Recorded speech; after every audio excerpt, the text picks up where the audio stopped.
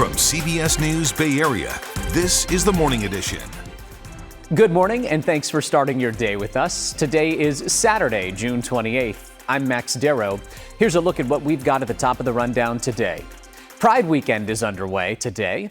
There is a celebration at San Francisco's Civic Center Plaza today with multiple performances on stages and a street fair with more than 300 artists and exhibits. That's running from noon to 6. Then tomorrow, the Pride Parade will happen on Market Street. Yesterday, roughly 20,000 people marched from Dolores Park to the Tenderloin for the 22nd annual Trans March. A new plan aims to boost housing in Berkeley. The City Council has unanimously approved a zoning change that will increase the construction of small apartment buildings. It's called the Middle Housing Ordinance, and it will make it easier to get permits for buildings ranging from duplexes to 3-story residential structures. It applies to most of the city with the exception of the Berkeley Hills. Some residents, however, say they are concerned the changes may add to an existing crunch with traffic and parking. Oakland International Airport is changing its name once again. The Port of Oakland now wants to call the airport Oakland San Francisco Bay Airport. This is the latest in the airport's name change controversy. Last year, you may remember it was renamed to the San Francisco Bay Oakland International Airport. But the city of San Francisco sued for trademark infringement, and a judge temporarily blocked it. The board will consider adopting this new name suggestion on July 10th. First Alert meteorologist Zoe Mintz joins us now on this Saturday morning. And Zoe, if today is going to be anything like yesterday, we've got a beautiful weekend in the making. Oh, it's going to be absolutely gorgeous, but it might be a little bit foggier along the coast this morning. The sunrise, it kind of depends on where you're located, because if you live downtown and closer to maybe like the western half of the city, it is a lot foggier. And as you can see on top of Sutro Tower, it's a beautiful sunrise, but those of us that live below the fog, it is another June gloomy morning. So keep that in mind. You are lucky if you're seeing the sunrise today because, again, this is our view from on top of the mark where it's a foggy start to our morning. Temperatures right now are sitting in the mild category, a couple of degrees warmer than yesterday. We're in the 50s all across most of the Bay Area. Again, it is mild. It is what we expect for this time of year, as a little bit more of that fog, again, is continuing to sweep across the Bay Area. So let's take a look at the ground and show you that fog right now from our satellite, because you can actually see a significant amount more of it that's filling in along our coastal communities. And there is a little finger of that fog that's making its way through the Golden Gate as well, heading towards the Oakland Hills. But it's not going to last much longer than the early morning hours. We are expecting a lot of this cloud coverage to continue to peel back. And if you do live on the western half of San Francisco, and maybe those of you along the South Bay, there should be a good amount of sunshine. It's our North Bay communities along the coast that are going to be seeing these clouds holding tight throughout this afternoon. And then a cool down arrives. I'll let you know how chilly it's going to get and when, coming up in just a bit. Back to you, Max. Thank you for that, Zoe. The Golden State Valkyries are heading into the weekend with another win. They beat the Chicago Sky at home on the team's first Pride Night at Chase Center. Queer fans are celebrating the team for welcoming them not just during Pride Month, but all season long. Let's get to Kelsey Thorud. For many LGBTQ people, specifically queer women, going to a Valkyries game is an experience unlike much else. You know, the representation to see ourselves being able to come out and be a part of the community with just ease and joy. Queer women have long made up a significant portion of the WNBA fan base. Recent studies show upwards of a quarter of all WNBA fans identify as lesbians. It's not surprising at all. We just got this brilliant moment to all meet up somewhere where we all belong and we can all fit, and come together and celebrate. Audacious Wilson and Valerie Trout are two Valkyries super fans doing what they can to connect the LGBTQ fan base. Kind of a meetup so that people can come out, enjoy the games, the away games especially. And they're not alone. Since the Valkyries season started, several LGBTQ fan groups have popped up, including the Valkyries, headed up by Megan Doherty Baker. It just feels like this could be kind of big in terms of how many numbers we've got and the diversity that the group can have and what it can look like and all the different ways that we can engage and connect with each other. It kind of feels like sky's the limit right now. The Valkyries have already hosted several events and are planning more and more every week. As someone who's been a basketball fan for decades, Lucy Bledsoe told me it's wonderful to see both the connections fans are making with each other and the support the WNBA is giving to their LGBTQ fan base. It's amazing. I remember the early women's professional leagues where they tried really hard to say, hey, we're straight, we're straight. I literally saw, I think it's the Pioneers did a game where at halftime they did a heterosexual marriage. You know, they were so afraid of the queer audience, and now they're just opening their hearts and doors. Every WNBA team is hosting a Pride Night this season, including the Valkyries. It's something fans love to see and hope will help to create lasting connections long after the season ends. It's unreal, it's unbelievable that this arena, this platform is giving us this space to build so much more community. And we will have highlights from the game in just a few minutes. And don't forget, you can catch the Golden State Valkyries take on the Seattle Storm this weekend. Coverage starts at 5 o'clock p.m. on Sunday on Pix Plus 44 Cable 12. This week marks 10 years since the Supreme Court decision legalizing same-sex marriage across the nation. And on Friday, more than 200 couples tied the knot at San Francisco City Hall in a powerful display of pride and love. Yes. Steve and Sam have been together for 12 years and made the last-minute decision to get married during Pride Week. We asked them what pride means to them. It's just being yourself and not having to have shame for that. Exactly. And I've lived through a lot of different history of the gay movement, including losing many friends during the worst part of the AIDS crisis. And, you know, consequently, I just sort of took a break from everything. I got back online again with people, and meeting Sam was the best thing that ever happened. And of course, San Francisco's Pride Parade takes over downtown tomorrow morning. The festivities kick off at 10:30 at Market and Beale Streets, and the parade will make its way down Market Street, ending with a big celebration at Civic Center Plaza. Be sure to watch our Pride special tomorrow on Pix Plus 44 Cable 12. We'll have live coverage of the Pride Parade and highlight members of the LGBTQ community who are making a difference here in the Bay Area. That starts at 10 o'clock in the morning on Sunday, again on Pix Plus. The Supreme Court has issued a ruling in the birthright citizenship case. Justices sidestepped the issue of whether the Trump administration can end a right guaranteed in the Constitution. But they did say federal judges do not have the authority to issue nationwide injunctions to block a presidential order. Justices split along ideological lines in a 6-3 decision. Many of President Trump's executive orders, including the repeal of birthright citizenship, have been halted by nationwide injunctions from federal judges. Friday's ruling could have much more far-reaching implications. President Trump says his administration will move forward with implementing previously blocked orders. Now, as for the birthright citizenship order, it's only expected to be implemented in the 28 states that did not challenge President Trump's ban. San Francisco City Attorney was among those who expressed disappointment on Friday. Again, we could bring lawsuits on behalf of San Francisco and California. Others could bring them around the country. But in this instance, where we've had lawsuits where we have won in court case after court case, what the Supreme Court is saying is a national injunction may not be appropriate. So for the millions of Americans who live in jurisdictions that are not covered by these courts, they will not have these protections. We also heard from the great-grandson of Wong Kim Ark, the San Francisco-born man whose fight to be recognized as a U.S. citizen 127 years ago established birthright citizenship in the United States. We are both Americans, but unlike him, my citizenship has never been challenged. His willingness to stand up and fight made the difference. For his struggles, my humble thanks. We must stand together. We are a nation of immigrants. What kind of nation are we to be? With stateless children born to no country. One possible workaround to this ruling is the filing of class action lawsuits, which many immigrants' rights groups are pursuing immediately.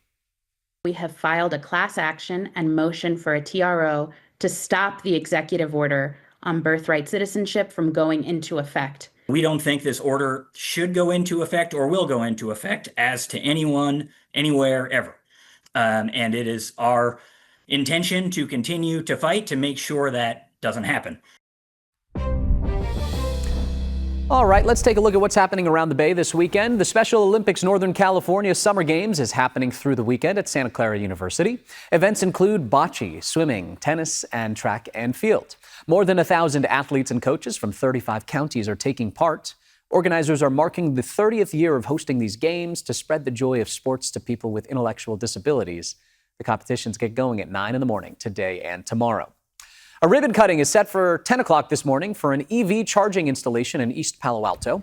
The project at the Woodland Creek apartment complex includes 92 chargers, one for each residential unit.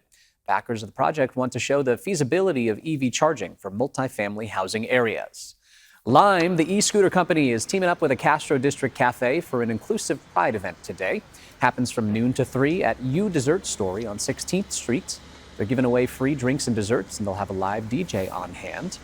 A renaming ceremony happens at 1 o'clock this afternoon for a skate plaza in Golden Gate Park. The site at Waller and Stanton Streets will now be called Zion Skate Plaza to honor the late skateboarder and community advocate Zion William Gaines.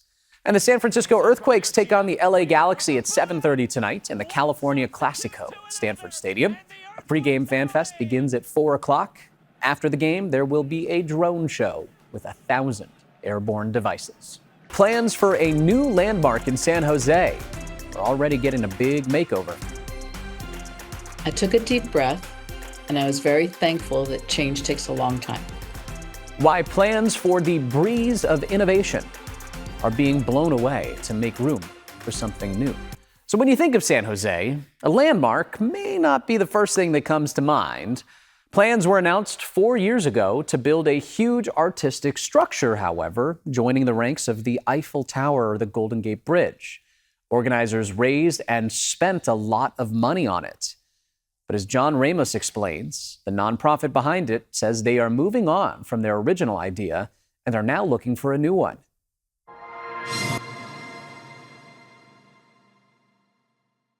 A nonprofit group called Urban Confluence of Silicon Valley is not afraid to dream big for San Jose.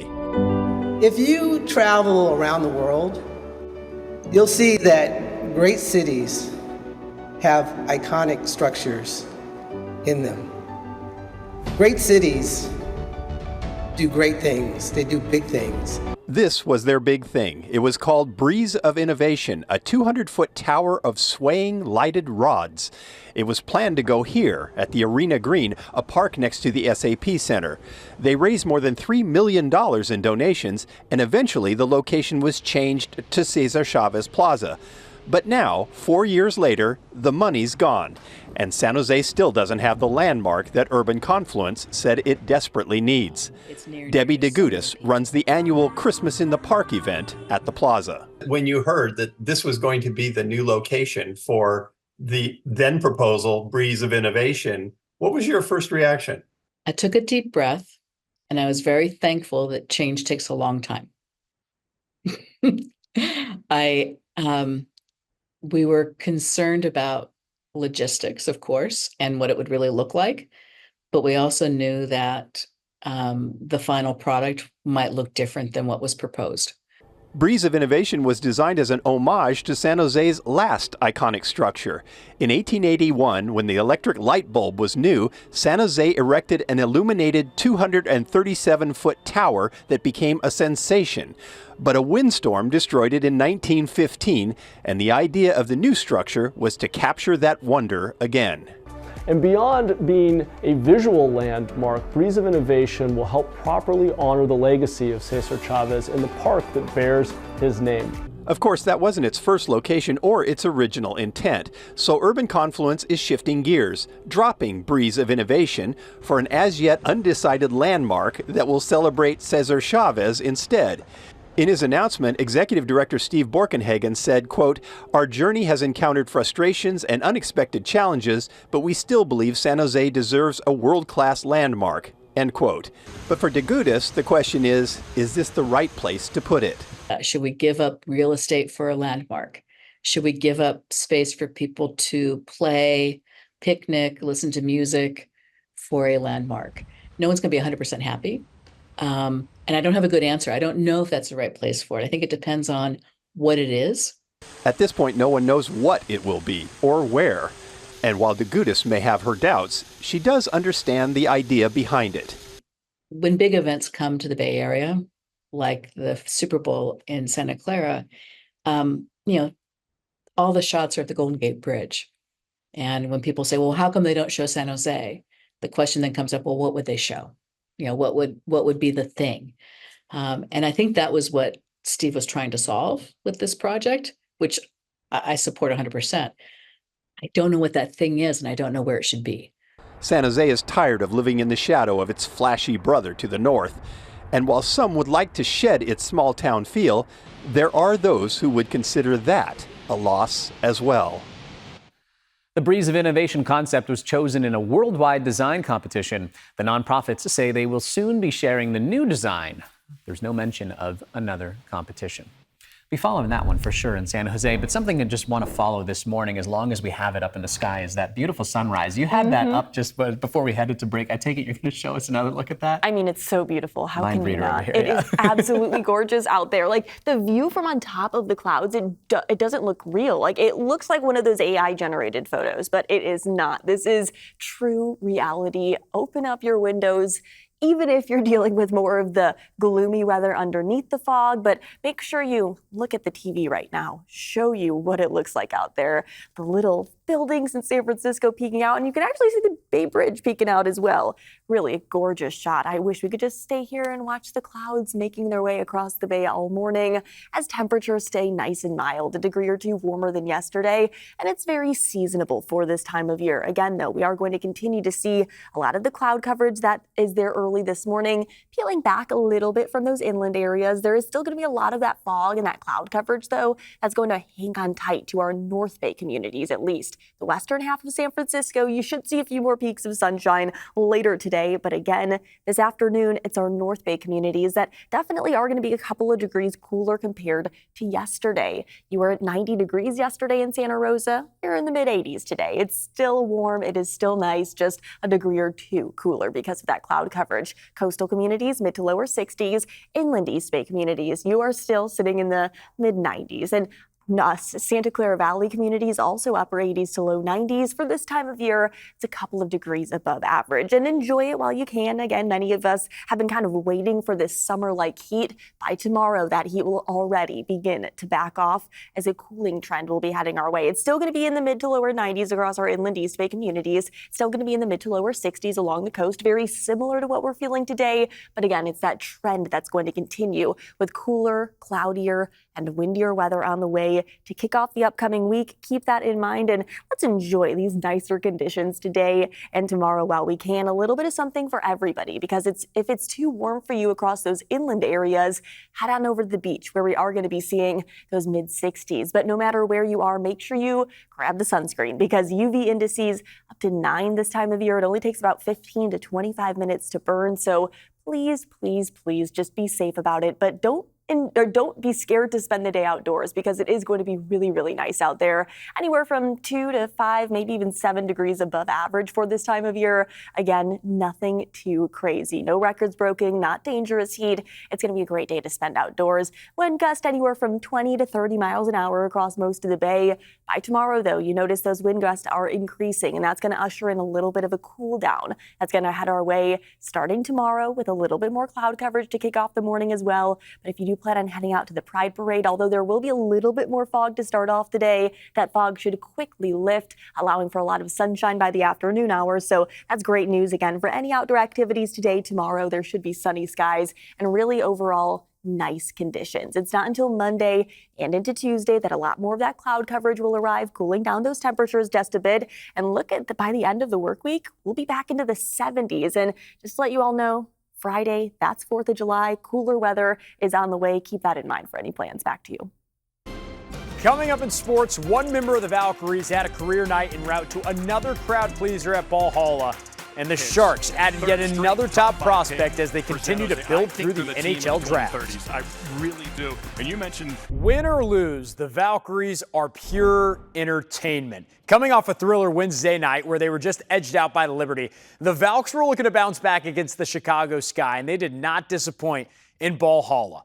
First visit to Chase Center for Chicago's Angel Reese. We pick it up in the fourth quarter. Sky up 1.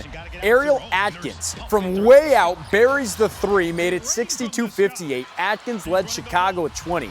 Back come the Valks, fresh off her career-high 21 on Wednesday night. Kate Martin hits the 3, tying the game at 64.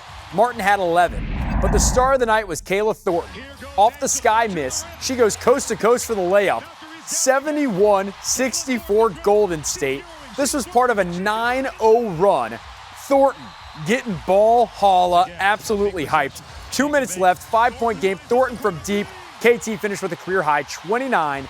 Valks win it 83-78. They are now 8-7, and they've won 5 of their last 6 at Chase Center.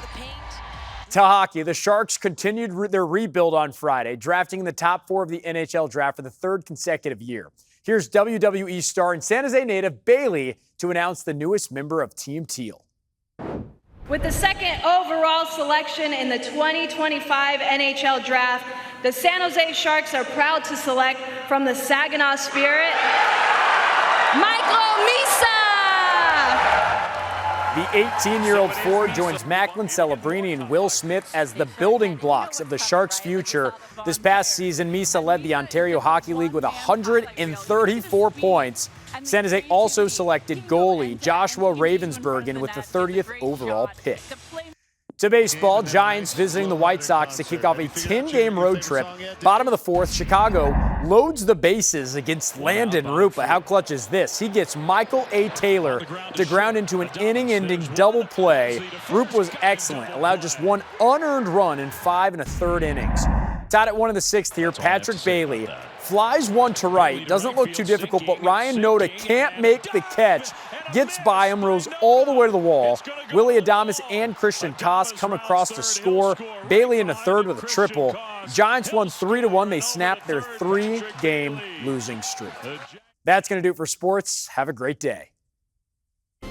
Coming up after the break, the Senate holds a rare Saturday session as Republicans try to iron out their differences over a spending bill, while President Trump urges them to get it passed. Plus, hundreds of thousands of people turn out today in Iran for the funerals of senior commanders and nuclear scientists who were killed in Israeli airstrikes. And I love these rush charges. Yes. These are always the big sellers. Because we're more connected now to our phones than ever. This is our lifeline when we get a flat tire and we need to make a call. It's my ticket onto the train. It's my camera at my daughter's upcoming graduation. So when the phone dies, here's what you're going to do. This is a patented device. It's got every type of tip on it. So no matter iPhone, Android, whether you're using your phone, a tablet, your speakers, this is going to charge it. No wires or cables, if you'll notice. And what I love about this is it gives you 26 extra hours of talk time, and you're never tethered to a wall again. So whether you're out and about and having fun, maybe you're at the beach, the park, your kids are on college campus, you're at the office, or you're at home sitting on the couch and you don't want to be connected to a wall. Yeah. I pull this out every single day around lunchtime, pop it in, charges my phone. By the way, check this out. Every kid has one. My parents have one. We put our names on all of them so no one can take them anymore. And you can charge it while getting charged. That's right. So right now, $39.99 for one. It's a $40 savings. But here's the deal. Buy bundles. The more you buy, the more you save. And Love then you it. can get them for your kids, your parents, and everybody you love. To get this deal and more, scan the QR code at the top of your screen or head to cbsdeals.com to start shopping now. From CBS News Bay Area, this is the Morning Edition. Thanks for joining us. I'm Max Darrow. This is Zoe Mintz, our meteorologist, and we have to get right to the beautiful sunrise. We're chasing this sunrise all morning. It's so beautiful out there. I mean, anytime in June that you can actually enjoy the lovely colors in the sky, From some the sunshine. beginning of the day, too. Exactly. Yeah. It is one of the few times this time of year that we aren't seeing that June gloom in full force. It is just that gorgeous view of a little bit of the clouds, but at least it is nice on top of them. It's a shallow layer of cloud coverage that is going to continue to dissipate throughout this afternoon. Our temperatures right now pretty comfortable out there, really not all too much to worry about throughout the day today, besides making sure to grab the sunscreen, the sunglasses, make sure a hat and find shade. All things that, again, you normally would do in the summertime. It kind of depends where you're located, though, because for our coastal communities, yes, you definitely need the sunscreen, but you might not need to limit your time outdoors at all, because those temperatures this afternoon along the coast are going to be really comfortable. If the heat inland is a bit too much for you, head on over to anywhere along the coast where those temperatures are going to be in the mid to lower 60s. Although, if you live along our North Bay communities, I do want to let you know it is going to be a little bit cloudier out there this afternoon, especially along the coast of the North Bay. We're expecting a lot of this cloud coverage to stick around for most of the afternoon, so don't expect it to necessarily be as sunny today as it was yesterday close to the coast, but it's still going to be nice out there overall. By tomorrow, though, a lot more cloud coverage, windier and cooler weather will arrive. I'll let you know what you can expect coming up in just a bit. Back to you. Thank you, Zoe. Following a Supreme Court victory on nationwide injunctions relating to birthright citizenship, President Trump now looking ahead to his spending bill. As CBS's Christian Benavides reports, the Senate will meet in a rare Saturday session to discuss how to move the bill forward. Treasury Secretary Scott Bessent met with Senate Republicans to try to quell concerns that President Trump's spending bill adds too much to the deficit. Having the bill on the president's desk by July 4th will give us great tax certainty and I believe accelerate the economy in the third and fourth quarters of this year. That may not be enough to convince fiscal conservatives such as Kentucky's Republican Senator Rand Paul. This bill has about $400 to $500 billion worth of new spending. Now, why would you put forward a bill that has $500 billion worth of new spending if your goal was to fix the deficit? Every Republican senator is committed. And, you know, you could have a couple of grandstanders. The president's push to have the bill passed by Independence Day comes after he posted on social media that his administration will end trade talks with Canada over that country's plan to implement new digital service taxes. Trump wrote, "Based on this egregious tax, we are hereby terminating all discussions on trade with Canada effective immediately." Canadian Prime Minister Mark Carney. We'll continue to conduct these complex negotiations in the best interests of Canadians. The back and forth with Canada comes on the heels of a major victory for the Trump administration after the Supreme Court ruled to limit the power for lower court judges to issue nationwide injunctions when it comes to birthright citizenship. Well, this was a big one, wasn't it? And instead of merely ruling on the immediate cases before them, these judges have attempted to dictate the law for the entire nation. The president said the ruling would clear the way for some of his challenged executive orders to go forward. The president of the University of Virginia is now stepping down. He faced pressure from the Trump administration and other conservative critics to eliminate the school's diversity, equity, and inclusion policies. James Ryan greeted supporters on Friday after he made his decision. He said in a statement, quote, "I am inclined to fight for what I believe in, and I believe deeply in this university, but I cannot make a unilateral decision to fight the federal government in order to save my job." Ryan also mentioned the fear of losing federal funding for the university. The Justice Department has pushed for his removal as it investigates the university. Today in Iran, hundreds of thousands of mourners lined the streets of Tehran for the funeral of some of the people killed in recent Israeli airstrikes. They turned out to honor about 60 people, including top military figures and nuclear scientists who were assassinated. Video from state-run media showed mourners reaching out to touch the coffins, draped in the national colors of red, white, and green. Those caskets held the remains of the chief of the Revolutionary Guard and the head of the Guard's ballistic missile program, among others. Israel's military is denying reports that soldiers in Gaza have fired intentionally on crowds of Palestinians near aid sites. The newspaper Haaretz quotes IDF soldiers saying they were ordered by a commander to open fire. One of the soldiers describes the scene as a killing field. But Prime Minister Benjamin Netanyahu and his defense minister say the published report is false. It is an effort to tarnish the image of the IDF. Palestinian health officials say in the past month, more than 500 people have been killed near aid distribution points set up by a nonprofit that's backed by the U.S. and Israel. All of this comes amid slightly raised prospects for a ceasefire between Israel and Hamas. President Trump said Friday there could be an agreement within the next week. Senior official from Israel, the Minister for Strategic Affairs, is heading to Washington for talks next week. Coming up after the break, a man in the North Bay is cleaning up even in retirement. Meet the generous janitor, who's this week's Icon Award winner.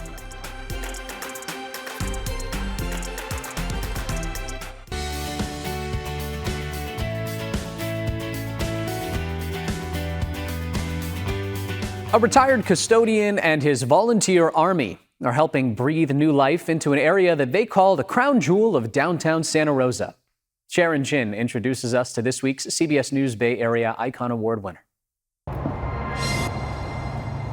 For Robert Ashe, Prince Memorial Greenway is an oasis of natural beauty in the heart of downtown Santa Rosa. I just want people to feel good and comfortable down here. But he didn't feel good when he started bicycling to work along the pathway in 2021 during the pandemic. It was very heavily populated, and there was just a lot of debris on the ground all over the place, and it was making me sad. So he began picking up trash before he started his day as a custodian at Parkside School in Sebastopol. At that point, I was probably picking up anywhere from 4 to 5 bags per day. Others joined in, and Robert founded the group Friends of Prince Memorial Greenway in 2021. They help care for the 1.3-mile-long greenway on both sides of Santa Rosa Creek, from near City Hall to Pearson Street on one side and from Olive Park to Santa Rosa Avenue on the other side. The goal is to show off the Greenway and show the potential that the Greenway has always had. It's just never been given a real opportunity to shine. You know, you just get everything down here. About 20 Greenway volunteers work with the city and county to clear out trash from bedding and clothes to cigarette butts. They pull weeds and overgrown vegetation. I gotta keep going. And scrub the rails on the bridges. Volunteer Jack Cabot says Robert leads by example. All this time he's been down here 6:30 in the morning, and he's quite meticulous and doesn't miss anything. Good morning. Robert's become the Greenway's ambassador. Since he retired last year, he volunteers along the trail a few hours every day. He tries to stay ahead of the garbage left behind. It doesn't take long to fill a trash bag. And that little trip down there, 5 minutes. if that. We'd have to probably do a little clearing down there. Robert and his volunteers are also drawing more visitors to the Greenway. They've helped restore American Disabilities Act access routes to the creek, clean up vandalized murals, and paint the plaza that's on the backside of the Hyatt Regency Hotel. Volunteers even printed a brochure inviting visitors on a walking tour of the Greenway, so they can enjoy the fruit of Robert's revitalization efforts, like Kaya Alvarez. Just doing what he loves to do. So it's such a blessing to have someone like him that has such a beautiful heart. I have got to be down here doing it. It's just something that I have to do. So for beautifying the Prince Memorial Greenway, this week's CBS News Bay Area Icon Award goes to Robert Ashe. And you can nominate a local hero for a CBS News Bay Area Icon Award winner at kpix.com/icon. We'd love to hear from you. And coming up, the largest species of penguin is seeing a rapid decline. The changing climate has the emperor living on thin ice.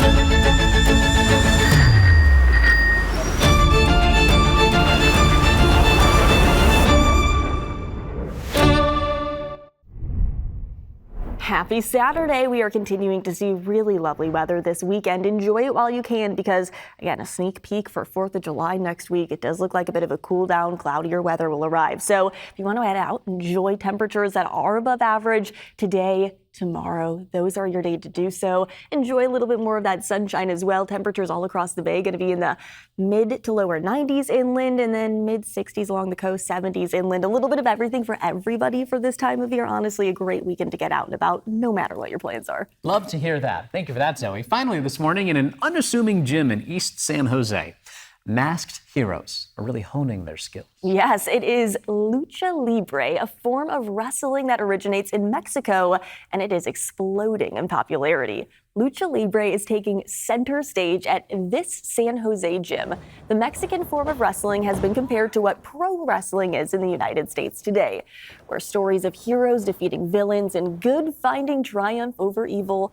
We spoke to a luchadora named Charisma, who recently won a championship belt.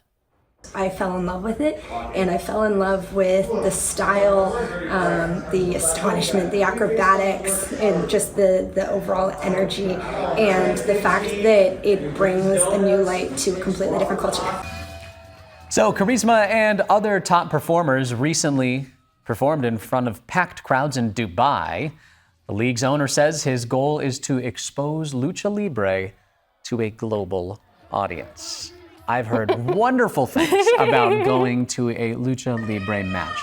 I have never been in San Jose. I mean, I've never been, but I've heard, sorry, clarify that. I've never been, but I've actually had friends who've been both in San Jose and also in Mexico City. Really? And they absolutely raved about it. They said it was one of the coolest, most fun experiences ever. So honestly, probably it should add that to the to-do list. Something to do in San Jose sometime soon. I mean, you might as well if you're heading down there. That seems so cool. I love the masks. I love the costumes. I love how the show of it all.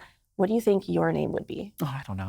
If you had to be a wrestler. I can't come up with one. Can't come up with that on the spot. I can't come up with one in 22 seconds. I'm so sorry. I have one for myself. I would be Minty Fresh. Okay, that makes sense. That's a good one. Or something like that. But either way, so much fun. Gotta head down there. If it's less nice than today, stay outside today, Sure, I would say. Today is that outside day. Yeah. All right, thanks for that, Zoe. Coming up in our 7 o'clock showcase, meet the doctor who's not only caring for members of the LGBTQ community, but also helping them to literally wear their pride. And organizers of the annual Pride Parade set for tomorrow say they're facing challenges with funding, how they are dealing with a loss of sponsors and a drop in ticket sales. Let's send you outside real quick before we see you at the top of the 7 o'clock hour for our Saturday showcase.